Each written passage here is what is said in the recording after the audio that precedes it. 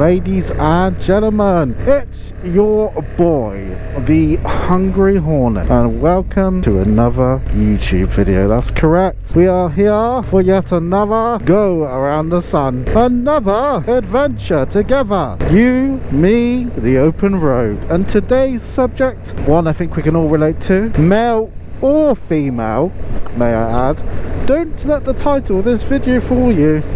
It doesn't matter what sex you are, doesn't matter what gender you are, it doesn't matter.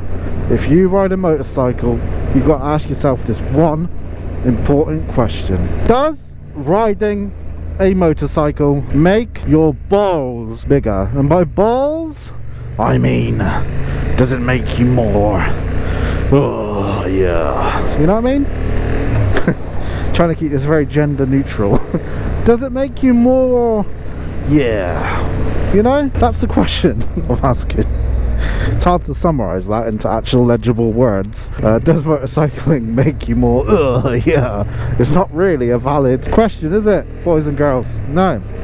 But does it make you more, you know, does it make your balls bigger? You know, and I think it does. I'm just going to outline reasons why it does make your balls bigger. And I'll start off with motorcycle model names. Yes, I'll name a few brands, yeah, not just Honda, but I'll just name some off the top of my head ones that make you, you know, makes it sound like your balls are quite big when you ride these. The Triple Bonneville Triumph, yeah, got Triumph Tiger Raw, yeah, you got the BMW GS. It sounds like a commando force, doesn't it? The GS have successfully taken out Bin Laden. I don't even know if I can keep that in.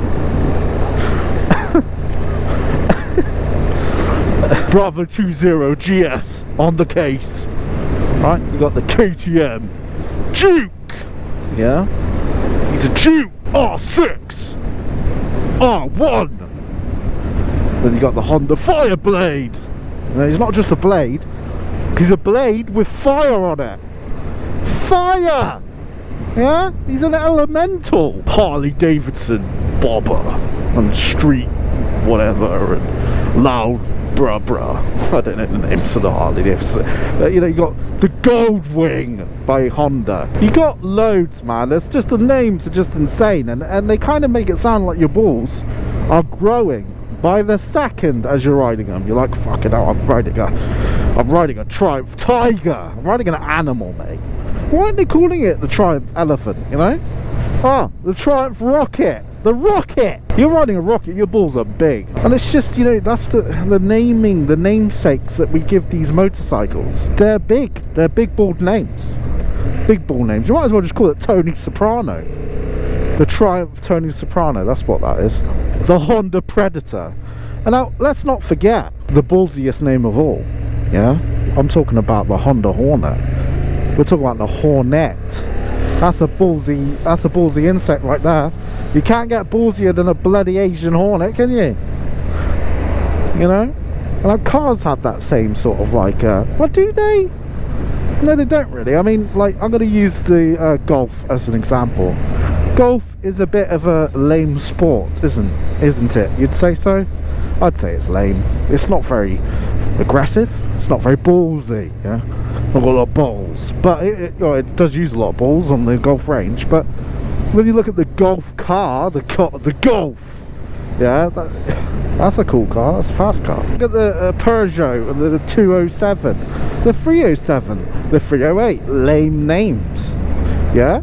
Motorcycles have cool names, have big ball names. You've got some cars that have got very big ball names, like the Bugatti Veyron. That's a cool name. Lamborghini.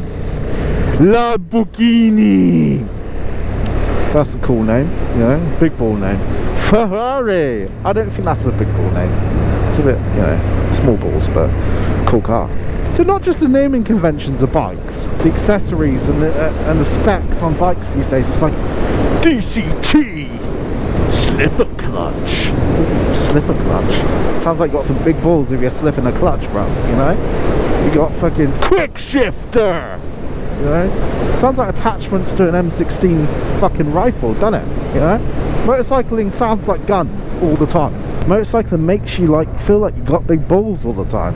You know, I'm just alright now for just popping out to the shops on my Triumph Speed Triple Bonneville edition.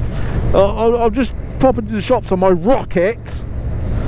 Got 2,500 cc's unleaded, completely unleaded Ron 99 Ron. 99 Rons! There's not one Ron. There's not two Ron. I've heard of the two Ronnies. We're not talking about Craig twins here. We're talking about 99 Ron. Super unleaded Shell V-Power in me bike. I got Shell V-Power. Oh, it's raining, but I don't care because I've got gear. I've got a pin lock in my helmet. A pin lock, like Pinhead from fucking Hellraiser, bruv. Motorcycling is very big balled, isn't it?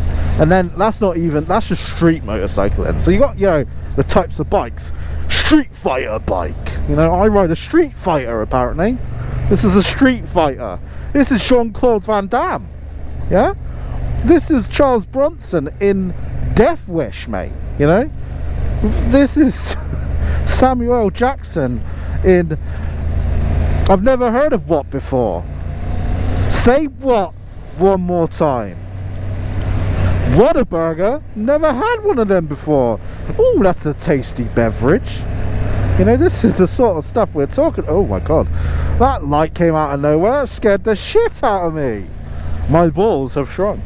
Yeah, there's a lot, and I'm, you know, this, you know, obviously some of these videos I make are a little bit tongue-in-cheek, but I genuinely think there is an argument to be made that motorcycling at least makes you feel like you have big balls. And as I said, we're not even talking about the main big balled section of motorcycling here. You know what I'm talking about? I'm not talking about extreme sports, I'm talking about enduro motorcycle. I'm talking about motocross, yeah? That is the stuff dreams are made of. That's big ball territory, that is. Enduro, you got KTMs, you got all sorts. I don't know much about motocross, but look at the helmets, mate. You know, they don't even have visors on it. Visors. We've got goggles. We're fighter pilots, yeah. And then you talk about your accessories, man. Accessories wise, we're talking big time accessories now. Heated grips. These grips are fucking heated, mate. I'm heated right now. I don't have heat grips. You know? We've got a blackout visor like a fucking fighter pilot.